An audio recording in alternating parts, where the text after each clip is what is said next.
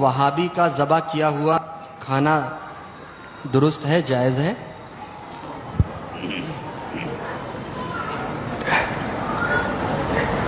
اب پتہ نہیں آپ لوگ کیا جواب سوچتے ہوں گے.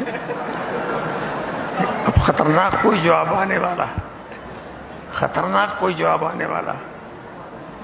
سوال یہ ایسا ہے نا، میں بتاؤں مختصر، اس مختصر کو نہ آپ سمجھ سکیں تو اپنے علاقے کے علماء سے سمجھیں. میں چند منٹوں میں آپ کو نہیں سمجھا سکتا. سمجھا؟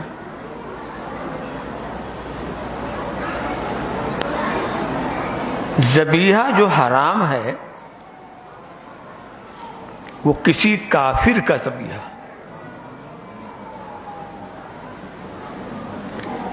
کسی کافر کا ذبیحہ وہ حرام ہے.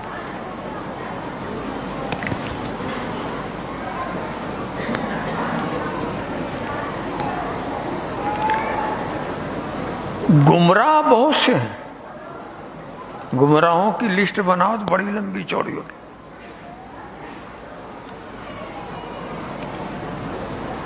مگر ہر گمراہ کافر نہیں ہے.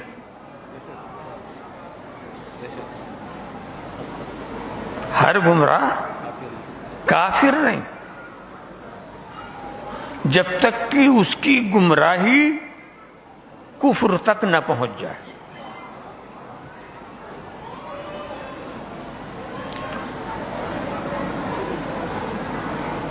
کسی شخص کے بارے میں آپ کو یہ یقین ہو کہ اس نے کفر کیا ہے اور اس کفر کی آپ کو اطلاع شرعی ہو، بالکل شک نہ ہو، تو ایسے کے ہاتھ کا ذبیحہ آپ نہیں استعمال کر سکتے. مگر جس کے بارے میں آپ کو خبر ہی نہ ہو،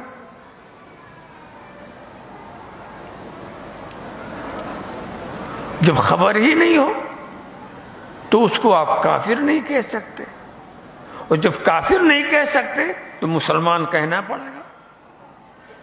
جو کافر نہیں وہ مسلمان.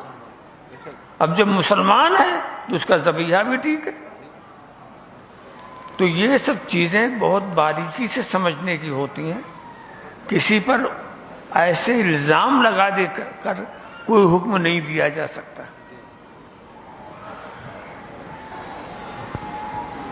آپ نے وہابی کا نام لے لیا.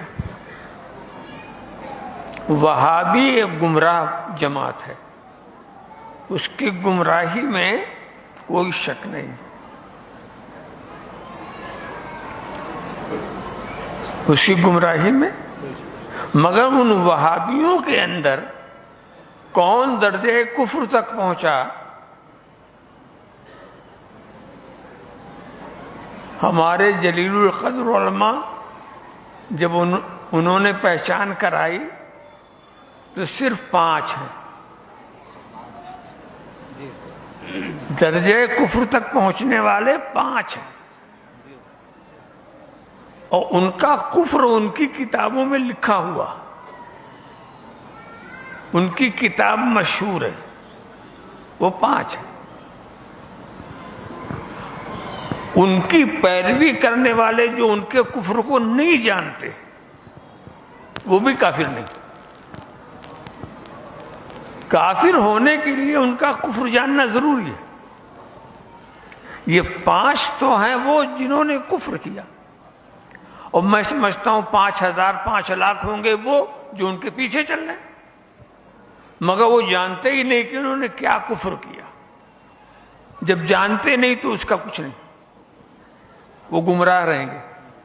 ان سے بچنا ضروری ہے، ان سے گمراہ سے دور رہنا اچھا ضروری ہے، لازمی ہے. وہ سب بات صحیح ہے.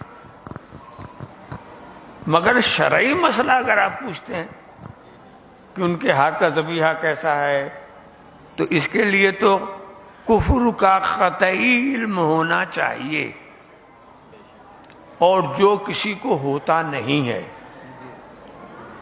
سمجھا؟ وہ نہیں ہوتا. بہت سارے مولوی حضرات بھی ہیں ان کو بھی نہیں ہوتا، وہ نہیں جانتے، کفر کو نہیں جانتے. اب سوچیے اتنی بڑی دنیا میں صرف 5 کو کافر کہنا اور باقی کو گمراہ کر کے چھوڑ دینا، اس میں بھی تو کوئی حکمت ہے، اس میں تو کوئی مصلحت ہے۔ تو آپ نے جو سوال کیا ہے ذبیحے والا معاملہ، آپ یقین جانیے اور امید رکھیے کہ جتنے ذبیحہ کرنے والے ہیں وہ درجے کفر تک نہیں پہنچے، لہذا اس میں کوریت کرنے کی ضرورت ہی نہیں۔ وہ جاہل چپٹ آدمی کتابوں کو نہ سمجھ پائیں، نہ وہ سمجھ سکیں کیا کفر ہے کیا ایمان ہے، ایسے جاہل جپٹ کے بارے میں پوچھتے ان کا ذبیحہ، یعنی مطلب ان کو ذبیحہ مت کر دیجئے کہ انہی کا ذبیحہ ہو جائے، سمجھا؟ مگر ان کا ذبیحہ جو ہے شرعی نقطۂ نظر سے اس کے استعمال میں کوئی حرج نہیں ہے۔ اب کوئی نہ کرے، کہا کہ صاحب ہم تو نہیں، تو یہ آپ کی اپنی مرضی بات ہے، ایسا بھی نہیں کہ ہم زبردستی آپ کو کھلائیں گے، ایسا بھی نہیں۔ تو عام حالات کو دیکھیے، اگر ظاہری حالات کو اگر دیکھیے تو یہ لوگ صرف گمراہ ہیں، عوام جن پر کفر کے فتوے وہ اور ہیں، وہ اور ہیں، ان کا علم بھی یہ لوگ نہیں جانتے، ان کا صحیح نام بھی یہ نہیں جانتے، وہ اور ہیں، وہ اپنی جگہ پر، یہ صرف گمراہ ہیں، بھٹکے ہوئے ہیں، ان کو محبت اور خلوص کے ساتھ سمجھائیے، اپنے راستے پر لائیے، یہ ہمارا فریضہ بنتا ہے۔